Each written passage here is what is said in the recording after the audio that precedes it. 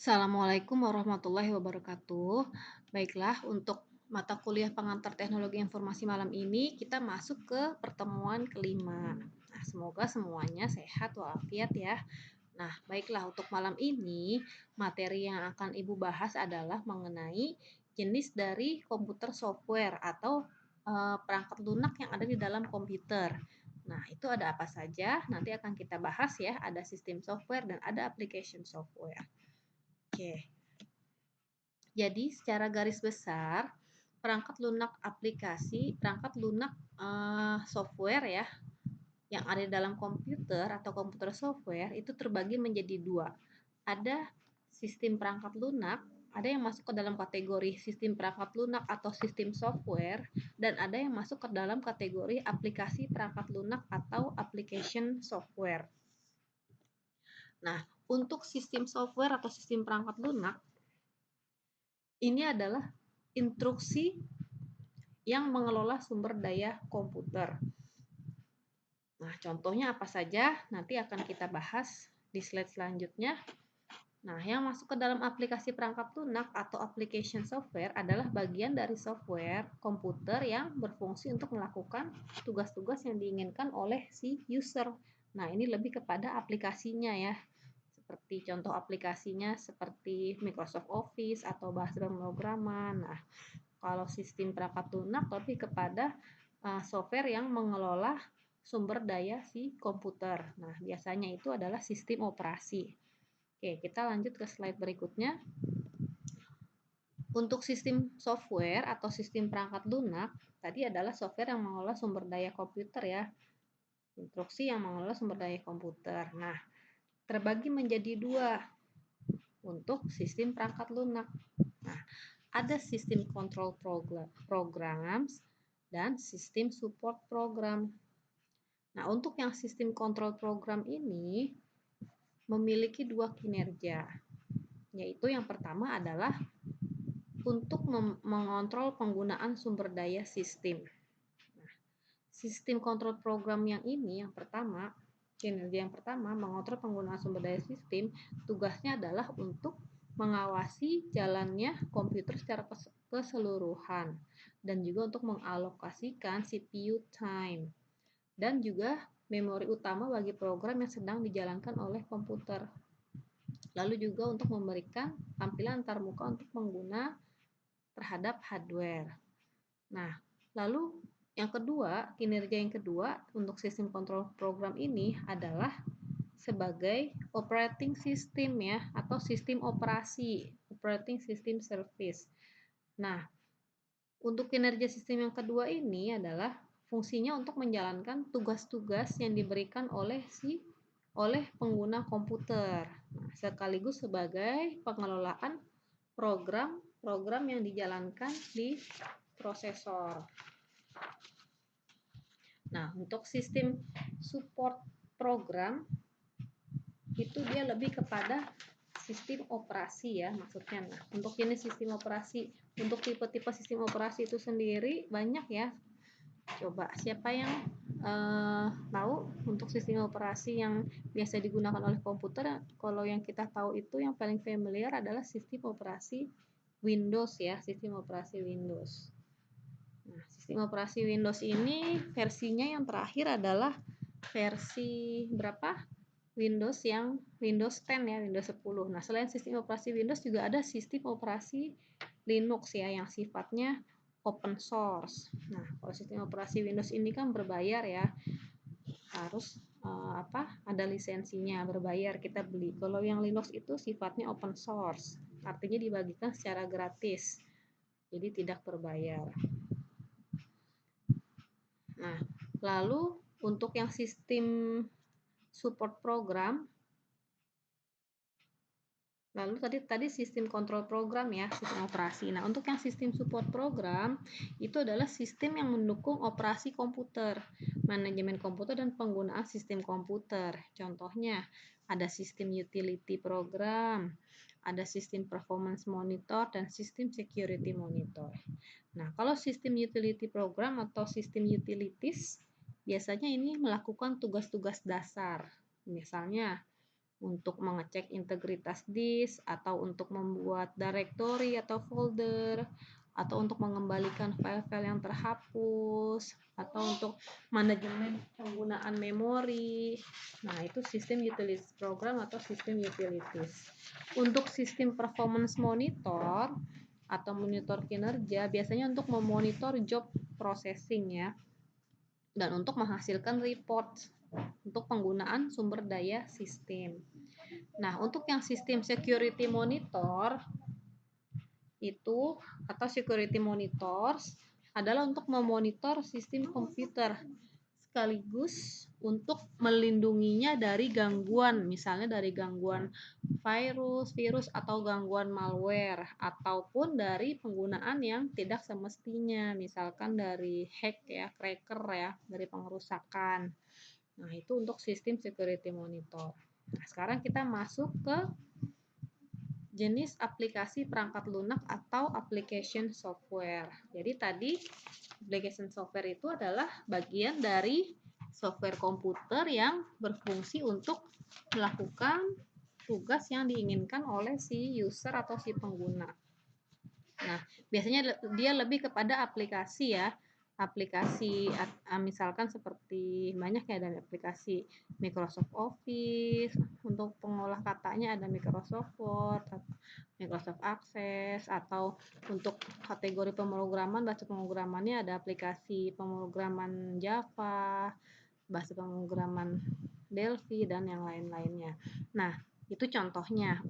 Tapi untuk jenisnya terbagi menjadi dua, yaitu ada proprietary application software dan ada off-the-shelf application software.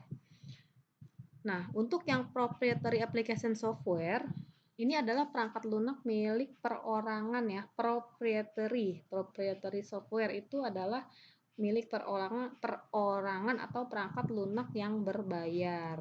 Nah, yang berbayar artinya nih kita harus memiliki lisensi.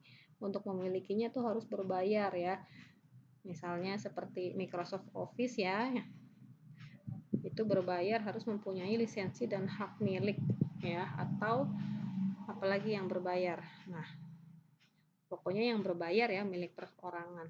Nah, lalu yang off the shelf application software itu adalah produk yang berupa suatu paket aplikasi ya, ataupun modul-modul perangkat lunak yang telah dirancang sesuai dengan suatu standar proses bisnis tertentu dan tersedia secara luas di pasar untuk dapat dipergunakan dengan modifikasi seminimal mungkin. Itu yang off the shelf application software. Nah, selanjutnya adalah kita masuk ke permasalahan perangkat lunak atau permasalahan software. Yang pertama adalah pemilihan dan penilaian software ya, yang pasti kita kalau misalkan kita ingin membeli suatu suatu perangkat lunak ya, aplikasi perangkat lunak kan yang pasti kita harus menilai dan memilih mana yang paling baik. Nah, lalu ada software licensing atau lisensi tadi ya, lisensi atau hak kepemilikan ini adalah software yang berbayar. Nah, namun ada juga software yang sifatnya atau aplikasi perangkat lunak yang sifatnya open source ya, yaitu open source software. Nah, kalau yang open source software ini softwarenya dia dibuat bersama-sama ya, oleh ada sekumpulan programmer yang membuat software tersebut, dan source code-nya itu adalah dibagikan secara gratis ya di internet. Jadi siapapun boleh menggunakannya, boleh mendownloadnya, boleh menyebarluaskannya, open source software, dan itu tidak tindakannya itu adalah legal ya, boleh. Nah, ini yang open source, jadi boleh dibagikan dan kita bebas menyebarluaskanlah. Contohnya itu adalah bahasa pemrograman Java ya, yang sifatnya open source, bahasa pemrograman Java. Untuk software upgrade maksudnya adalah upgrade software ya. Lalu ada open system. Nah, open system ini adalah beberapa software yang didesain untuk dapat bekerja di berbagai sistem operasi. Nah, kalau open source tadi kan dia source code-nya dibuat bebas ya untuk para penggunanya atau para usernya. Nah, lalu ada lagi ini contoh permasalahan dari software. Nah, sekarang kita masuk ke contoh dari aplikasi perangkat lunak. Nah, salah satu contohnya dari aplikasi perangkat lunak atau application software adalah bahasa pemrograman. Nah, bahasa pemrograman ini masuknya ke dalam contoh aplikasi perangkat lunak. Nah, bahasa pemrograman. Mungkin kalian sekarang udah belajar bahasa pemrograman belum nih? Algoritma ya, baru diberikan dasarnya saja ya, algoritma ya. Jadi nanti bahasa pemrograman itu adalah suatu bahasa program yang ditulis dengan bahasa pemrograman tertentu, nanti ditranslasikan, setelah diproses program ditulis ditulis dalam bahasa mesin atau mesin language dan menghasilkan objek code. Nah, untuk bahasa pemrograman itu berkembang. Bahasa pemrograman ini berkembang dari generasi ke generasi. Nah, untuk sekarang ini bahasa pemrograman sudah mencapai tahap atau generasi yang kelima. Nah, sekarang kita akan cari tahu dulu dari bahasa pemrograman yang generasi ke-1 itu ada apa sih, pemrograman apa sih dulu waktu pertama kali baru keluar. Nah, untuk bahasa pemrograman generasi pertama, nah ini yang keluar dulu pertama kali adalah bahasa mesin ya, atau mesin language. Nah, di dalam generasi pertama ini bahasa pemrogramannya masih berupa bahasa asli komputer ya, atau bahasa mesin. Bahasa asli komputer yaitu yang hanya terdiri dari dua bilangan biner, yaitu yang terdiri dari angka 0 dan angka 1. Dan juga ini adalah merupakan satu-satunya bahasa yang hanya dimengerti oleh si komputer, bahasa mesin atau mesin language. Jadi bahasanya itu hanya 0 dan 1. Lalu generasi kedua ada lagi bahasa pemrograman generasi kedua ya, yaitu bahasa mesin menggunakan bukan bahasa mesin, bahasa rakitan atau assembly language. Nah, assembly language ini merupakan translasi dari bahasa mesin ya. Translasi dari bahasa mesin.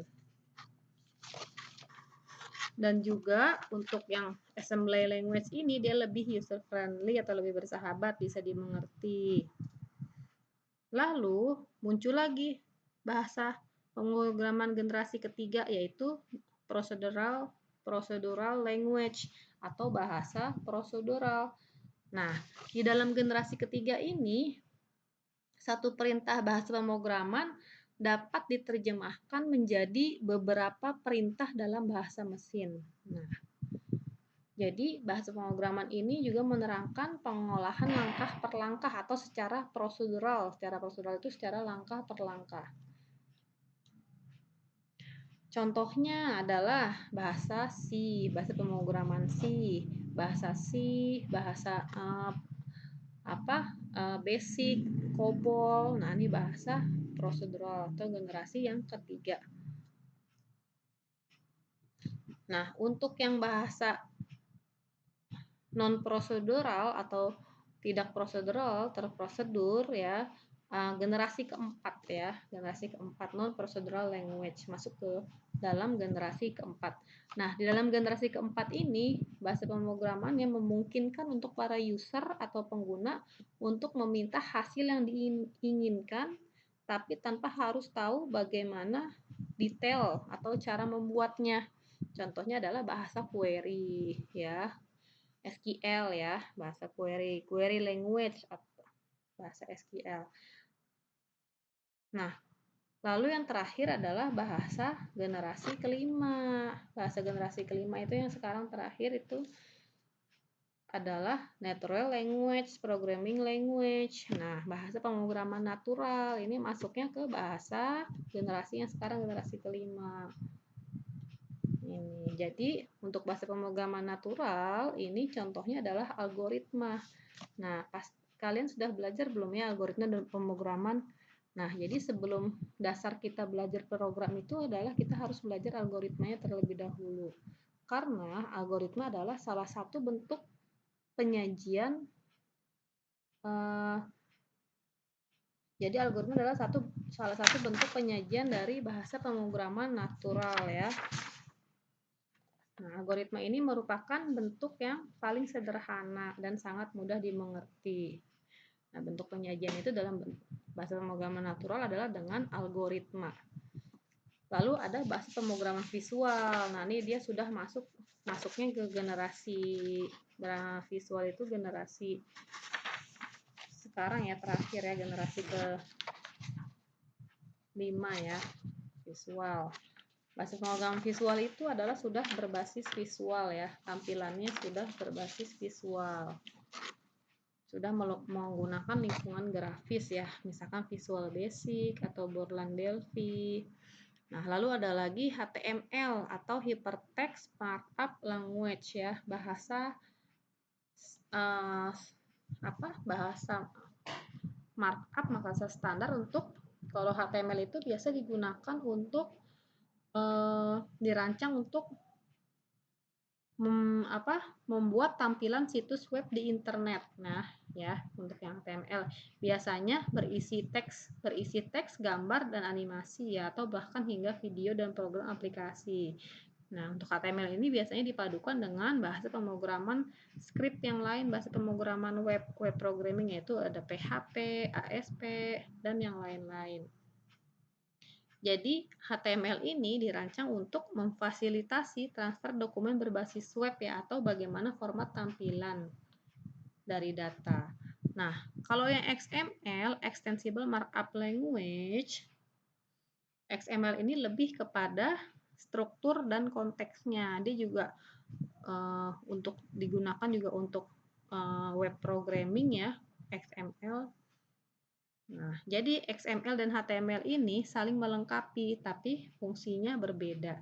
Biasanya kalau XML bahasanya lebih dinamis dan HTML lebih statis ya. Jadi hanya statis aja tampilan, hanya menampilkan data saja, tidak dinamis. Nah, lalu ada lagi komponenware. Kalau komponenware ini adalah komponen-komponen software yang disatukan oleh developer sesuai dengan kebutuhan plug and play-nya, software development. Nah, lalu ada lagi Virtual Reality Modeling Object atau VRML. Ini adalah format file yang memberikan three-dimensional interactive world and objects yang bisa digunakan di dalam internet juga, di dalam web programming. Nah, yang terakhir ada yang namanya Object Oriented Programming atau bahasa pemrograman Object Oriented. Bahasa pemrograman yang berbasiskan objek ya. Nah, kalau bahasa pemrograman berbasiskan objek atau OOP ya, biasanya kita sebutnya ini memadukan data dan instruksi tentang bagaimana memperlakukan sebuah objek di dalam pemrograman. Contohnya adalah Java ya tadi yang open source. Contoh object oriented programming Java, bahasa C. Seperti itu. Oke. Untuk malam ini sampai sini saja materinya mengenai perangkat lunak komputer ya. Tadi ada sistem software dan ada application software.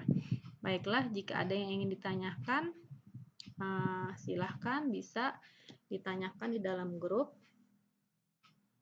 atau di japri ke Ibu. Baiklah, Ibu tutup untuk materinya malam ini. Assalamualaikum warahmatullahi wabarakatuh.